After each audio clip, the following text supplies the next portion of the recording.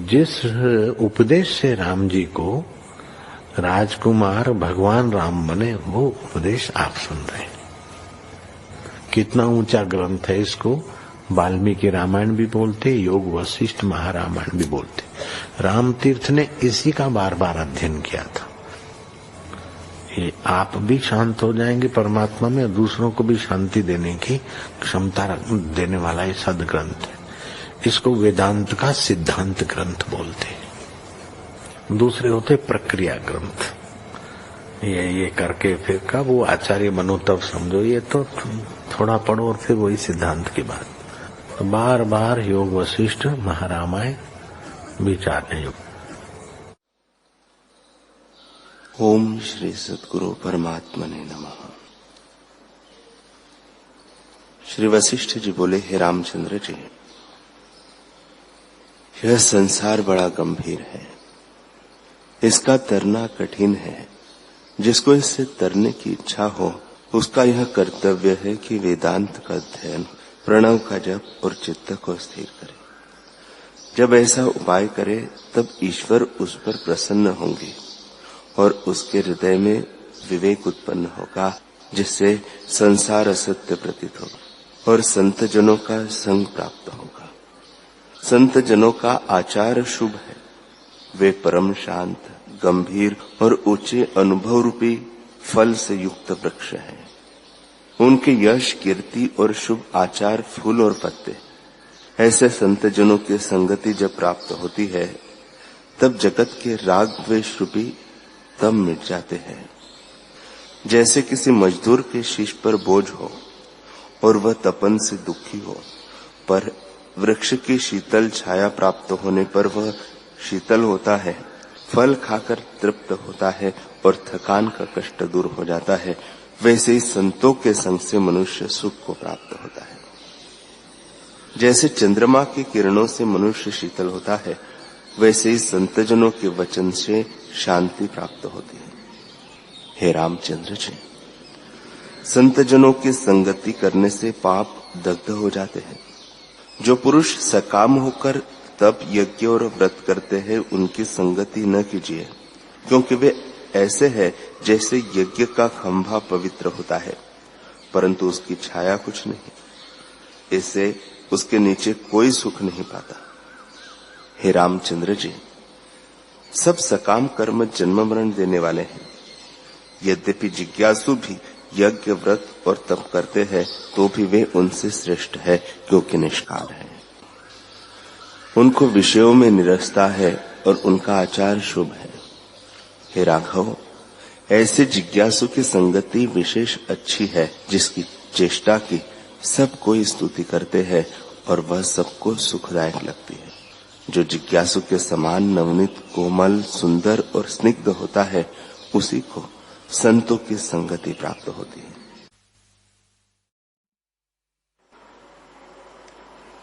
श्री योग वासिष्ठ महारामायण उत्पत्ति प्रकरण सर्ग 5। श्री वशिष्ठ जी बोले, हे रामचंद्र जी, जितना जगत जाल भासता है सो सब मन से उत्पन्न हुआ है और सब दृश्य मन रूप है। क्योंकि मन का रचा हुआ है, वास्तव में कुछ नहीं है। हे रामचंद्र जी, मन रूपी देह का नाम अंतवाहक शरीर है। वह संकल्प रूप सब जीवों का आदि वपु है। उस संकल्प में जो दृढ़ अभ्यास हुआ है, उससे आदि भौतिक भासने लगा है और आदि स्वरूप का प्रमाद हुआ है। हे रामचंद्र जी, यह जगत सब संकल्प रूप है और स्वरूप के प्रमाद से पिंडाकार भासता है। जैसे स्वप्न देह का आकार आकाश रूप है, उसमें पृथ्वी आदि तत्वों का अभाव होता है, परंतु अज्ञान से आदि भौतिकता भासती है, सो मन ही का संसरना है। वैसे यह जगत है, मन के फुरने से भासता है। हे रामचंद्र जी, जहां मन है वहां दृश्य है और जहां दृश्य है वहां मन है। जब मन नष्ट हो तब दृश्य भी नष्ट हो जावे। शुद्ध बोध मात्र में जो दृश्य भासता है सो ही मन है। जब तक दृश्य भासता है तब तक मुक्त न होगा। जब दृश्य भ्रम नष्ट होगा तब शुद्ध बोध होगा। हे रामचंद्र जी, दृष्टा दर्शन दृश्य यह त्रिपुटी मन से भासती है। जैसे स्वप्न में त्रिपुटी भासती है और जब जाग उठा तब त्रिपुटी का अभाव हो जाता है और आप ही भासता है, वैसे ही आत्म सत्ता में जागे हुए को अपना आप अद्वैत ही भासता है। जब तक शुद्ध बोध नहीं प्राप्त हुआ तब तक दृश्य भ्रम निवृत्त नहीं होता। वह बाह्य देखता है तो भी सृष्टि ही दृष्टि आती है, अंतर देखेगा तो भी सृष्टि ही दृष्टि आती है और उसको सत्य जानकर राग द्वेष कल्पना उठती है। जब मन आत्मपद को प्राप्त होता है तब दृश्य भ्रम निवृत्त हो जाता है। जैसे जब वायु की स्पंदता मिटती है तब वृक्ष के पत्रों का हिलना भी मिट जाता है। इससे मन रूपी दृश्य ही बंधन का कारण है। राम जी बोले, हे भगवान, यह दृश्य रूपी विसूची का रोग है, उसकी निवृत्ति कैसे हो? वशिष्ठ जी बोले, हे रामचंद्र जी, संसार रूपी वैताल जिसको लगा है उसकी निवृत्ति इस प्रकार होती है कि प्रथम तो विचार करके जगत का स्वरूप जानो। उसके अनंतर जब आत्मपद में विश्रांति होगी तब तुम सर्वात्मा होंगे। हे रामचंद्र जी, दृश्य भ्रम जो तुमको भासता है उसको मैं उत्तर ग्रंथ से निवृत्त करूंगा, इसमें संदेह नहीं है। सुनिए, यह दृश्य मन से उपजा है और इसका सद्भाव मन में ही हुआ है। जैसे कमल का उपजना कमल के बीज में है, वैसे ही संसार का उपजना स्मृति में होता है। वह स्मृति अनुभव आकाश में होती है। हे रामचंद्र जी, स्मृति पदार्थ की होती है जिसका अनुभव पहले होता है। जितना कुछ जगत तुमको भासता है सो संकल्प रूप है, कोई पदार्थ सतरूप नहीं। जो वस्तु असतरूप है उसकी स्थिरता नहीं होती और जो वस्तु सतरूप है उसका अभाव कदाचित नहीं होता।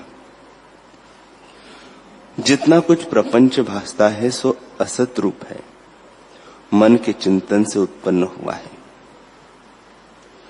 जब फुरने से रहित हो तब जगत भ्रम निवृत्त होता है। हे रामचंद्र जी, पृथ्वी पर्वत आदि जगत असत रूप न होते तो मुक्त भी कोई न होता। मुक्त तो दृश्य भ्रम से होता है। जो दृश्य भ्रम नष्ट होता तो मुक्त भी कोई न होता। पर ब्रह्मर्षि, राजर्षि, देवता इत्यादि बहुतेरे मुक्त हुए हैं। इस कारण कहता हूं कि दृश्य असत्य रूप मन के संकल्प में स्थित है। हे रामचंद्र जी, एक मन को स्थिर करके देखो, फिर अहम तुम आदि जगत तुमको कुछ न भासित होगा। चित्त रूपी आदर्श में संकल्प रूपी दृश्य मलिनता है। जब मलिनता दूर होगी तब आत्मा का साक्षात्कार होगा। हे रामचंद्र जी, यह दृश्य भ्रम मिथ्या उदय हुआ है। जैसे गंधर्व नगर और स्वप्नपुर, वैसे ही यह जगत भी है। जैसे शुद्ध आदर्श में पर्वत का प्रतिबिंब होता है, वैसे ही चित्त रूपी आदर्श में यह दृश्य प्रतिबिंबित है। मुकुर में जो पर्वत का प्रतिबिंब होता है सो आकाश रूप है। उसमें कुछ पर्वत का सद्भाव नहीं, वैसे ही आत्मा में जगत का सद्भाव नहीं। जैसे बालक को भ्रम में परछाई में वैताल भासित होता है, वैसे ही अज्ञानी को जगत भासता है। वास्तव में जगत कुछ भी नहीं। राम जी ने पूछा,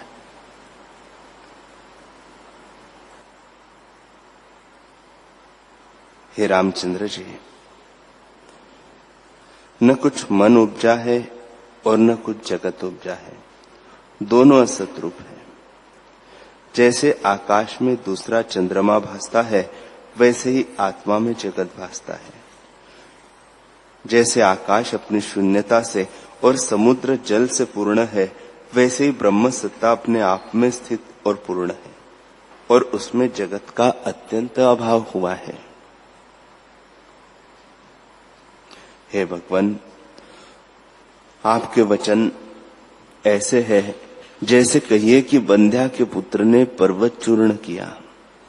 शशे के श्रृंग अति सुंदर है, रेत में तेल निकलता है और पत्थर की शिला नृत्य करती, वह मूर्ति का मेघ गर्जन और पत्थर की पुतलियां गान करती है। तुम कहते हो कि दृश्य कुछ उपजा नहीं और है ही नहीं, और मुझको ये जरा मृत्यु आदि विकारों सहित प्रत्यक्ष भासते हैं। इससे मेरे मन में तुम्हारे वचनों का सद्भाव नहीं स्थित होता। कदाचित तुम्हारे निश्चय में इसी प्रकार है, तो अपना निश्चय मुझको बतलाइए। श्री वशिष्ठ जी बोले, हे रामचंद्र जी, हमारे वचन यथार्थ है, हमने असत कदाचित नहीं कहा। तुम विचार के देखो, यह जगत आडंबर बिना कारण हुआ है। जब महाप्रलय होता है तब शुद्ध चैतन्य संवित रह जाता है और उसमें कार्य कारण कोई कल्पना नहीं रहती। उसमें फिर यह जगत कारण बिना फुरता है। जैसे सुषुप्ति में स्वप्न दृष्टि फुराती है और स्वप्न सृष्टि अकारण है, वैसी यह सृष्टि भी अकारण ही है। हे रामचंद्र जी, जिसका समवाय कारण और निमित्त कारण न हो और प्रत्यक्ष भासे, उसे जानिए कि भ्रांति रूप है।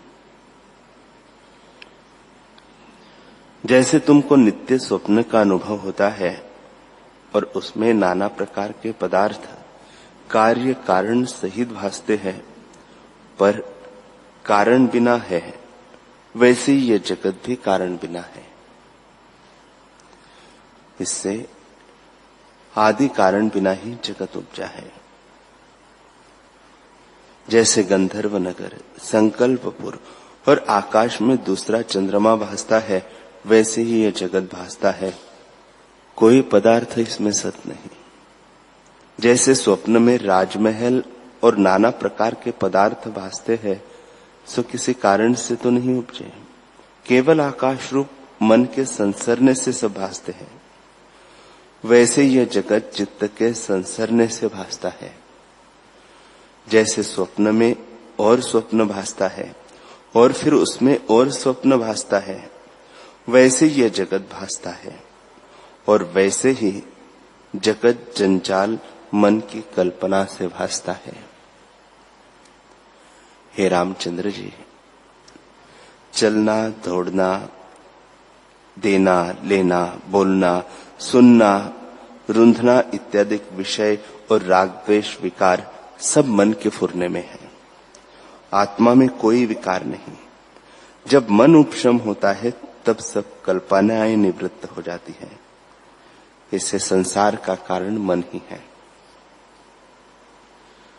राम जी बोले, हे भगवान, मन का रूप क्या है?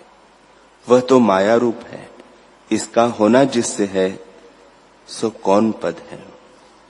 श्री वशिष्ठ जी बोले, हे रामचंद्र जी, जब महाप्रलय होता है तब सब जगत का अभाव हो जाता है और पीछे जो शेष रहता है सो सतरूप है।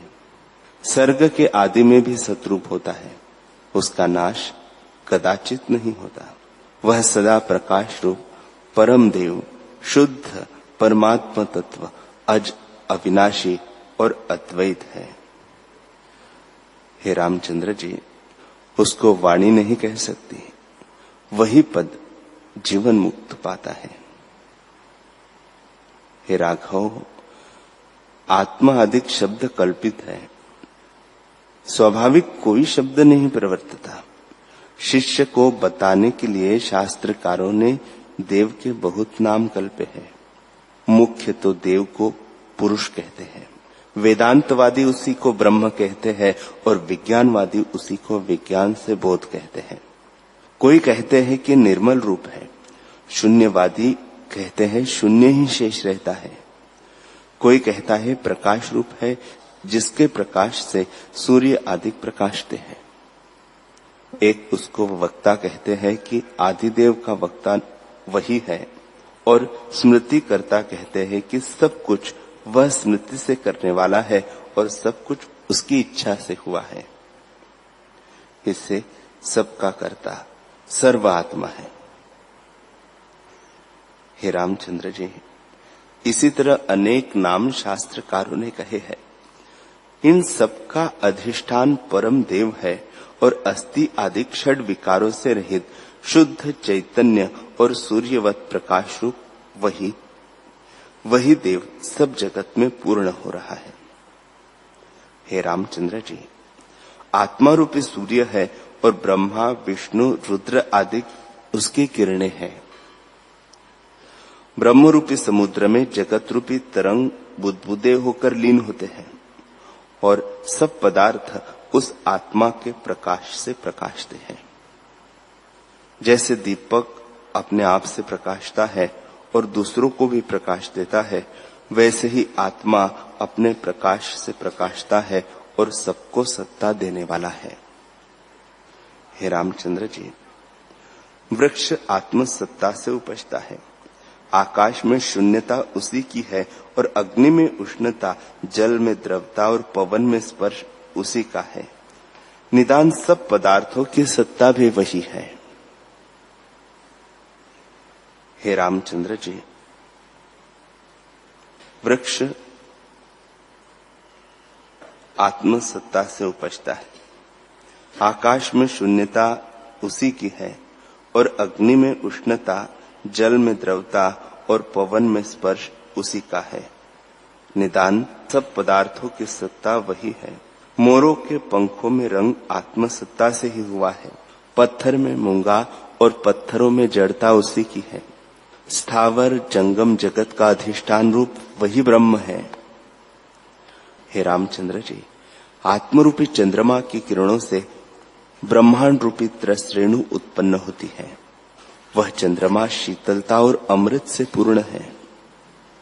ब्रह्म रूपी मेघ है, उससे जीव रूपी बूंदे टपकती है। जैसे बिजली का प्रकाश होता है और छिप जाता है, वैसे ही जगत प्रकट होता है और फिर छिप जाता है। हे रामचंद्र जी, सबका अधिष्ठान आत्मसत्ता और वह नित्य, शुद्ध, बुद्ध और परमानंद है। सब सत्य असत्य रूप पदार्थ उसी आत्मसत्ता से हुए हैं। हे रामचंद्र जी, उस देव की सत्ता जड़ पुर्यष्टक चैतन्य होकर चेष्टा करती है। हे रामचंद्र जी, घट घट में वह देव है, पर अज्ञानी को दूर भासता है। स्नान, दान, तप आदि से वह प्राप्त नहीं होता, केवल ज्ञान से ही वह प्राप्त होता है, कर्तव्य से प्राप्त नहीं होता। जैसे मृत तृष्णा की नदी भासती है, वह कर्तव्यता निवृत्त नहीं होती, केवल ज्ञातव्य से ही निवृत्त होती है। वैसे ही जगत की निवृत्ति भी आत्मज्ञान से ही होती है। हे रामचंद्र जी, कर्तव्य भी यही है जो ज्ञातव्य रूप है, अर्थात जिससे ज्ञातव्य रूप की प्राप्ति हो। श्री राम जी बोले, हे भगवान, जिस देव के जानने से पुरुष फिर जन्म मरण को नहीं प्राप्त होता, वह कहाँ रहता है और किस तप और क्लेश से उसकी प्राप्ति होती है। श्री वशिष्ठ जी बोले, हे रामचंद्र जी, किसी तप से उस देव की प्राप्ति नहीं होती, केवल अपने पौरुष और प्रयत्न से ही उसकी प्राप्ति होती है। जितना कुछ राग, द्वेष, काम, क्रोध, मत्सर और अभिमान सहित तप है, वह निष्फल दंभ है। इनसे आत्मपद की प्राप्ति नहीं होती। हे रामचंद्र जी, इसकी परम औषध सत्संग और सत्शास्त्र का विचार है, जिससे दृश्य रूपी विसूचिका निवृत्त होती है। प्रथम इसका आचार भी शास्त्र और लौकिक अविरुद्ध हो, अर्थात शास्त्रों के अनुसार हो और भोग रूपी गड्ढे में न गिरे। दूसरे, संतोष संयुक्त यथालाभ संतुष्ट होकर अनिश्चित भोगों को प्राप्त हो, और जो शास्त्र अविरुद्ध हो उसका ग्रहण करे और जो विरुद्ध हो उसका त्याग करे, इससे दीन हो। ऐसे उदारात्मा को ही शीघ्र आत्मपद की प्राप्ति होती है। हे रामचंद्र जी, आत्मपद पाने का कारण सत्संग और सत्शास्त्र है। संत वह है जिसको सब लोग श्रेष्ठ कहते हैं, और सत्शास्त्र वही है जिसमें ब्रह्म निरूपण हो।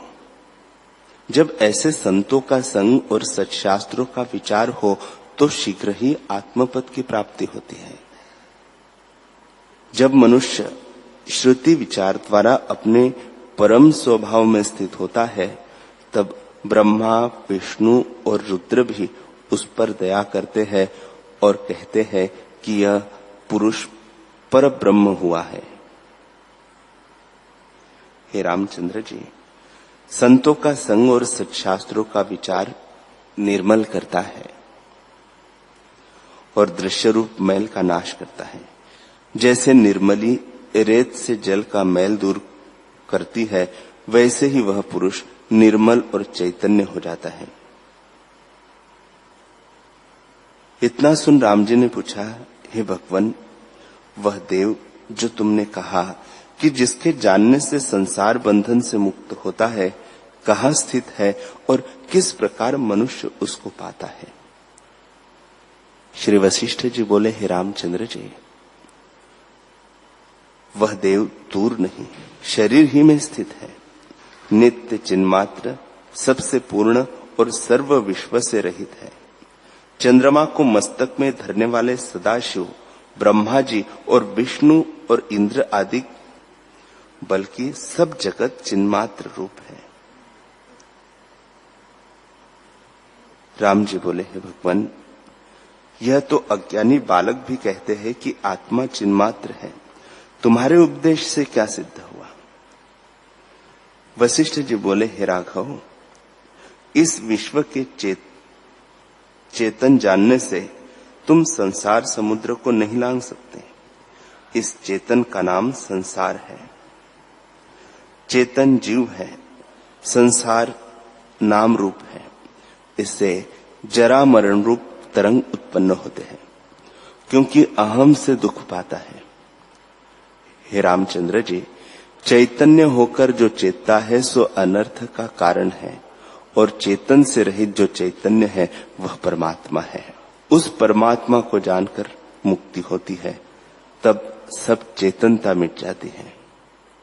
हे रामचंद्र जी, परमात्मा के जानने से हृदय की चित जड़ ग्रंथि टूट पड़ती है, अर्थात अहम मम नष्ट हो जाता है।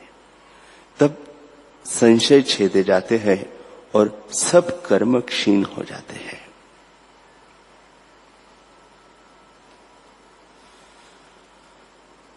हरि ओम।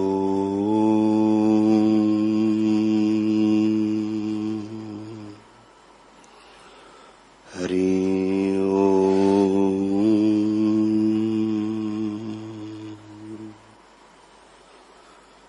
ओम सहना भवतु सहनौ भुनक्तु सह वीर्यं करवावहै तेजस्विनावधीतमस्तु मा विद्विषावहै। ओम शांति शांति शांति। श्री सद्गुरुदेव भगवान की जय।